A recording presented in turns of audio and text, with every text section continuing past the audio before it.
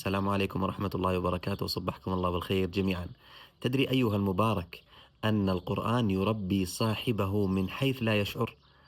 أنا كنت أسمع هذه المقولة أحيانا، أن القرآن يربي صاحبه من حيث لا يشعر، ولا أدري ما هو مستندها، حتى وقعت عيني على هذه الآية، وهي قول الله جل وعلا: إن هذا القرآن يهدي للتي هي أقوم. قال أهل التفسير في هذه الآية: للتي هي أقوم، أي للتي هي أعدل وأعلى في العقائد وفي الأخلاق وفي العبادات والمعاملات. فقراءتك للقرآن تصحح عقيدتك، وتحسن أخلاقك مع الناس، وتحسن عبادتك مع الله سبحانه وتعالى. وكلما أكثرت منه صحت عقيدتك وحسنت أخلاقك واجتهدت في طاعة الله سبحانه وتعالى. لماذا؟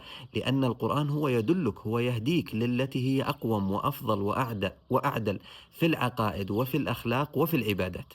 أسأل الله سبحانه وتعالى أن يربطنا وإياكم بالقرآن، وأن يحبب إلينا وإياكم قراءة القرآن، وأن يجعلنا من أهل القرآن الذين هم أهله وخاصته.